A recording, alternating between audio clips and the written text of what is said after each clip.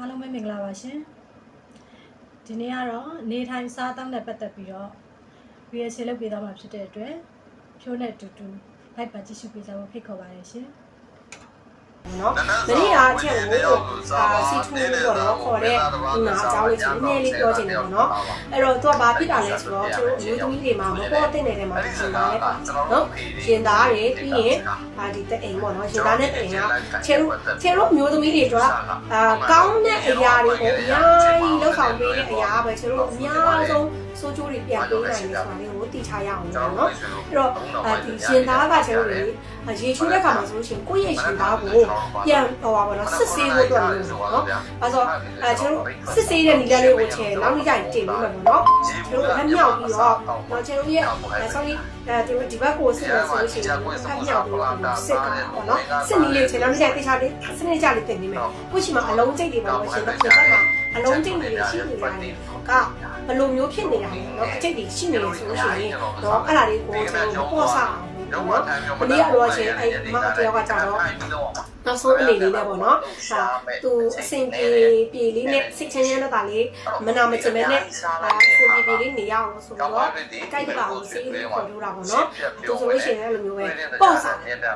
နော်တဲ့အိမ်လေးဆိုလည်းအဲ့လိုပဲဆိုပြီးပေါ့စားဒီရန်ပေါ့စားတော့နောက်ဆုံးဒီကင်ဆာတိဖြစ်သွားတော့နော်ကင်ဆာနောက်ဆုံးစစ်ဖြစ်သွားတာအဲ့တော့သူရဲ့ရှိမှလည်းပေါ့နော်ခွဲစိတ်တဲ့လူတော်တော်များများလည်းအစင်မပြေကြတော့ကြောက်ပြီးတော့ခွဲလို့လည်း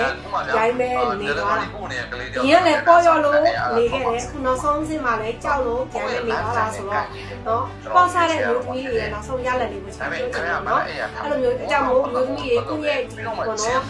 ရင်သားတွေကိုပြန်ပြီးတော့ရေချိုးတဲ့အခါမှာစစ်ကြပါစမ်းကြပါအလုံးကျိတ်တွေတွေ့တယ်ဆိုရင်အဲ့ဒီအလုံးကျိတ်တွေကဘယ်လိုမျိုးအလုံးကျိတ်လဲနော်ချေတို့ရိုင်းထားလို့ရတဲ့လုံးချိန်လားရိုင်းထားလို့မရတဲ့လုံးချိန်လားအဲ့ဒီအရာတွေကနေပြီးတော့ချေတို့အဆင့်တွေနာကျင်ပြီးတော့ဒါရုပ်ပဲချေတို့ကတိတ်မြစ်နေနဲ့နောက်ဆုံး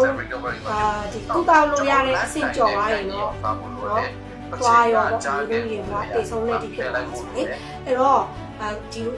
အဲ့အရာတွေကလည်းညာတော့အဖြစ်ကအမြဲတမ်းအမှတ်တရားနော်အပြိုကြီးတွေမှာအများဆုံးဖြစ်တယ်လို့နော်အဲ့လိုမျိုးအသက်45 50အဲ့လိုဝင်းကျင်အများဆုံးဖြစ်ကြတယ်ဘာလို့လဲဆိုတော့ဒီခုနပြောတဲ့မျိုးဟော်မုန်းအပြောင်းလဲတွေကြောင့်ဟော်မုန်းတွေကမောကမဖြစ်လာပြီဆိုရင်အလုံးကျိတ်တွေအရန်ထွက်တယ်ဆိုတော့ဒါလေးကိုဂရုတစိုက်စစ်ဆေးကြပါလို့ပြောချင်ပါတယ်ဒီဗီဒီယိုလေးကနေမိတ်ဆွေတို့အတွက်ဇုံတရားအကျိုးရှိတယ်ဆိုရင်Lady Pure Reaction Channel လေးကို